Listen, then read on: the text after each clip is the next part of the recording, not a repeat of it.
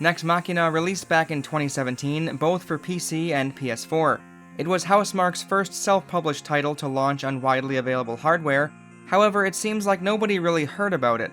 The lack of the Sony marketing team, and coming out right in the middle of one of the greatest gaming years in the past few decades, didn't do it any favors.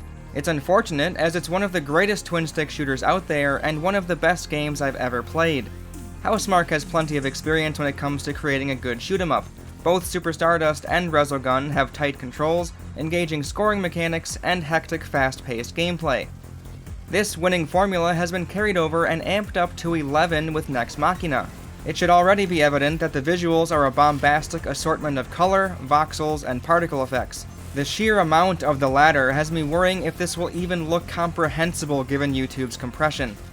Fitting with the game's blistering tempo, the accompanying soundtrack never slows down, motivating the player to match the pace of this futuristic melody. What sets Nex Machina apart from other twin-stick shooters is its thorough dedication to catering to a specific style. Nearly every inch of this game, level by level, world by world, has been fine-tuned to provide a near unparalleled arcade experience geared directly towards that one-credit-clear mentality. A well-practiced player can complete all 6 worlds within about an hour, which is the ideal length when it comes to these types of games. This wasn't designed to be played once and checked off your backlog. There are secrets to discover, mechanics that impart their hidden potential as you experiment, and the only way to see the true final boss of Nex Machina is to It's begging to be restarted, retried, and replayed. Even though it does present a score after every world, it's also more than valid to play for the sheer fun of it. I've tried a lot of twin-stick shooters in my life, and there aren't many that rival Nex Machina when it comes to responsive controls and intrinsically satisfying shooter gameplay. If you're unfamiliar with the genre, know that Nex Machina gives newcomers plenty of time to get their feet wet. There's a rookie difficulty selection which gives the player unlimited continues and slows down the action so they can get properly acclimated.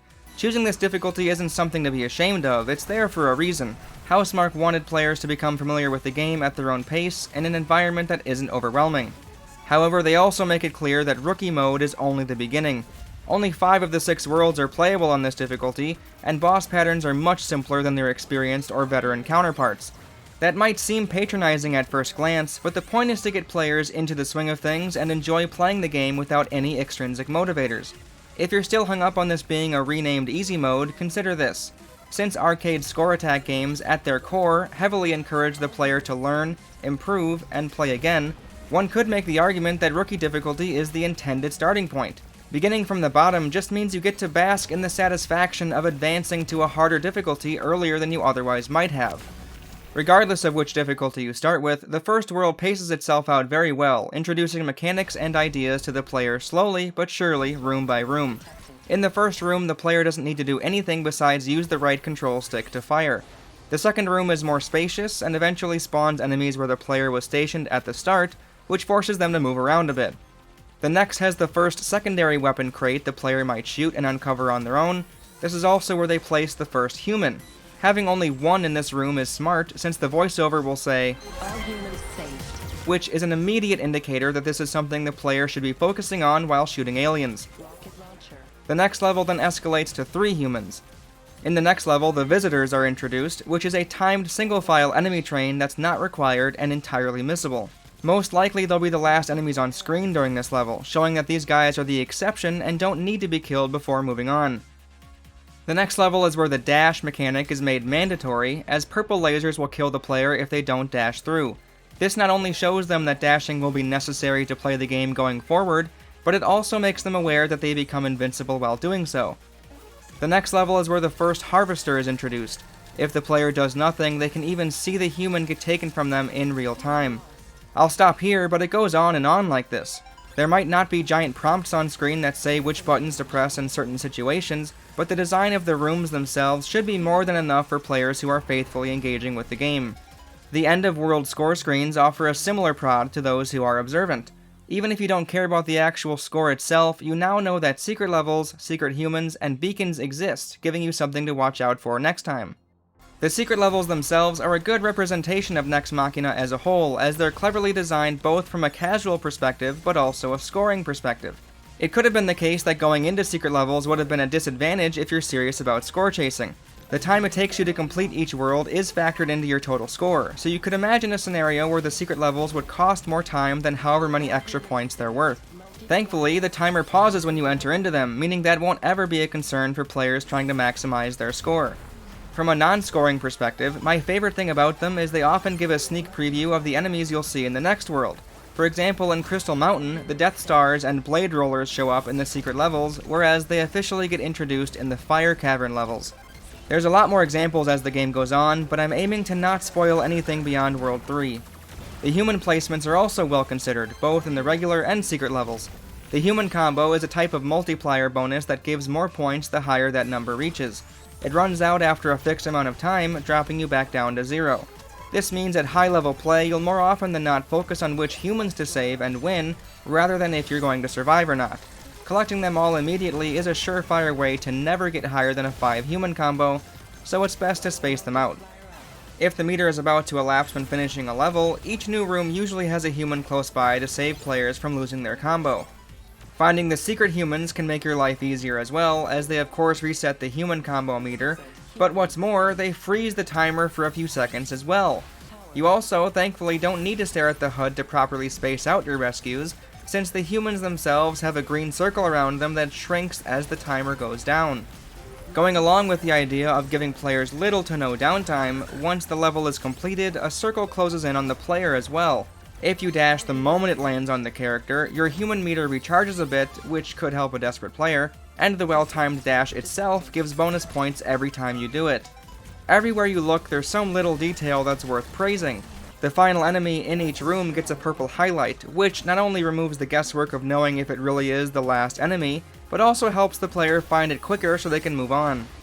There are burrowing enemies that show up in the Crystal Mountain world. If you don't kill them right away, they go underground and pop up whenever they feel like.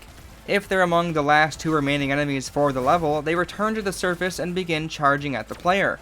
A lesser development team wouldn't have thought of this, but Housemarque made sure players who left the burrowers for the end didn't need to waste their time. The secret levels are sometimes placed behind turrets, meaning the player might shoot them on accident, giving them a freebie in the process. The turrets themselves don't need to be destroyed to advance the level, but they do increase your multiplier. There's a green line that goes from the player character to every human in the level that's green, however once a harvester puts them in danger, the line turns red. The harvesters aren't allowed to kill humans off-screen, giving the player a chance to rescue them even if they were far away. When a harvester kills a human on veteran difficulty, it turns into a unique enemy variant. Extra lives hidden in breakable objects turn into score multipliers if you have 5 lives already. The secondary weapons don't slow a player's movement down, so you're able to shoot and keep running at the same pace. There are 6 of them in total, and they are greatly beneficial depending on the situation. I won't lay out all of the best strategies, but for example, the rocket launcher is good against bosses as it doesn't interrupt your regular gunfire for very long. The power shot is effective at taking down small and big enemies in a single well-aimed shot, and all of them besides the laser remove the secondary phase from a few enemies. The Splitter Prime, for example, if destroyed normally, breaks off into a few stressful smaller pieces. If you use a sword or smart bomb, they die instantly. This becomes more and more beneficial as the game goes on. No game is perfect, and Nex Machina is no exception. Because this isn't a review, and since I'm aiming to spoil as little in the latter half of the game as possible, I'll be vague and brief. The only aspect of the game that goes against the otherwise deterministic gameplay are the aptly named disruptors. There are 3 of them in every world, but they don't have a set movement pattern, and there's no telling which room they'll show up in. They can even pop up in the secret levels. They disrupt the flow of gameplay, as whatever strategy you formed in your head for each specific room gets thrown in flux when you hear this sound. The bosses, while not bad by any means, don't capitalize on the strengths of twin-stick shooters. Clearing out waves of smaller enemies while running and dashing out of harm's way is the ideal for twin-stick shooter gameplay. Bosses become quasi-bullet hell, where you'll need to shoot at a single target while carefully avoiding incoming fire. Thankfully, these don't even come close to bringing down the experience, especially with how generous your hitbox is.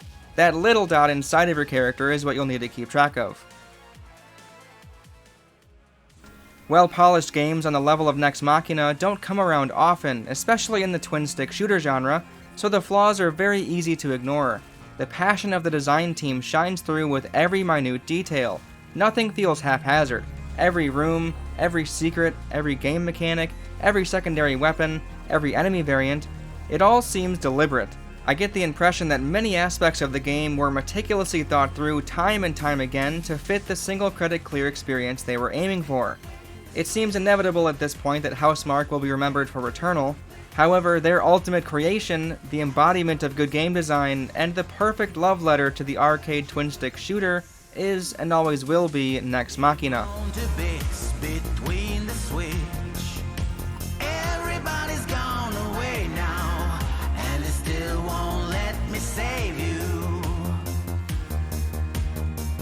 Just for the kicks, fade through the blitz. Everybody's gone away.